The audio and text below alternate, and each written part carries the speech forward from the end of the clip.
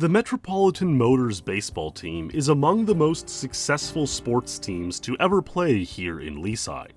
The Motors won 4 straight Toronto championships at the junior and juvenile level from 1953 to 1956, and on these teams featured many players who would go on to great success in baseball, hockey, and beyond.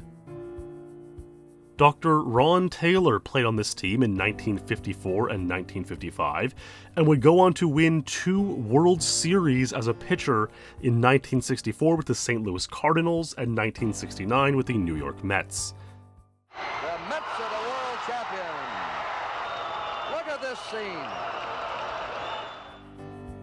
After retiring from baseball as a player, Dr. Taylor would go on to have a lengthy career as a physician, including acting as the team doctor for the Toronto Blue Jays for 3 decades, where he was a part of the team for their own 2 World Series championships.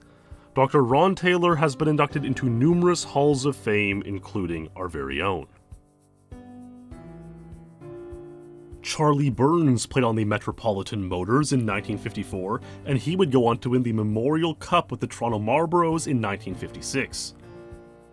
Charlie would go on to have a lengthy career as a centerman in the National Hockey League, playing 749 games between 5 teams, including the Boston Bruins and Minnesota North Stars.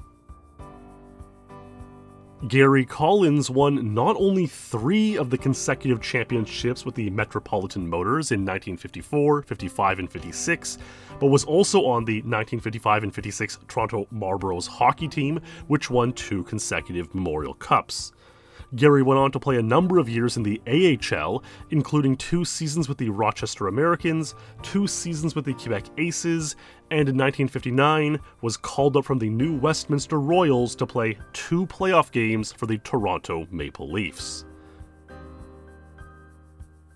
Bill Kennedy, an inductee in his own right earlier tonight, was also on the Metropolitan Motors from 1954 to 1956. So was Ron Thomas, who would later serve 27 years as an Ontario court justice. 5 players, Frank Gliona, Gary Hillsden, Norm Kersner, Ron Woods, and Al Sokol, were on the team in all 4 of their consecutive championship years. Al Sokol, or Albie Sokolski, would write for many Toronto newspapers and have a lengthy and award-winning career as a sports journalist.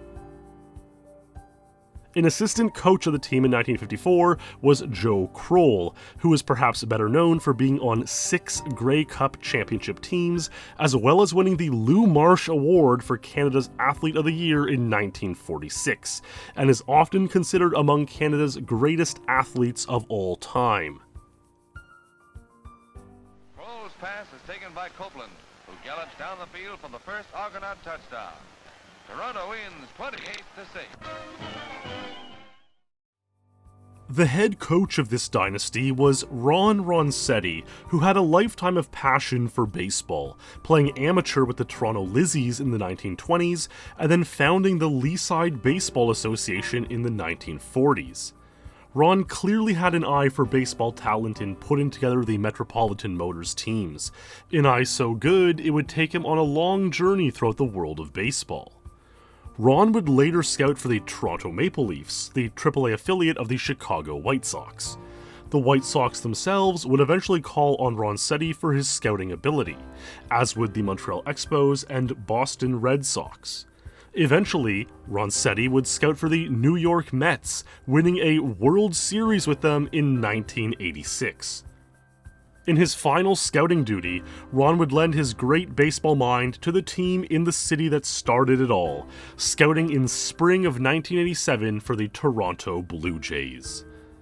That following summer, the baseball diamond in Leaside's Talbot Park would be named in the honor of 2 legends who previously graced the field with the Metropolitan Motors, and is now known as the Taylor-Roncetti Field.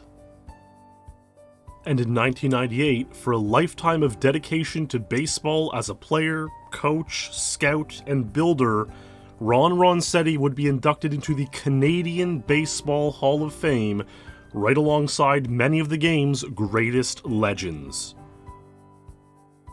Roncetti and his team appreciated a number of other supporters, coaches and bat boys throughout the years, including Ron's son, Michael Roncetti, seen here as bat boy all the way back in 1953.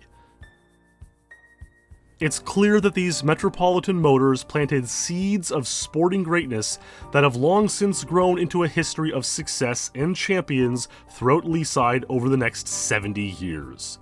Their roots have touched many sports, fields, and walks of life beyond the baseball diamond where they first played and found great success together. Tonight, this team is inducted into the Leaside Sports Hall of Fame the same way they played, together as one team.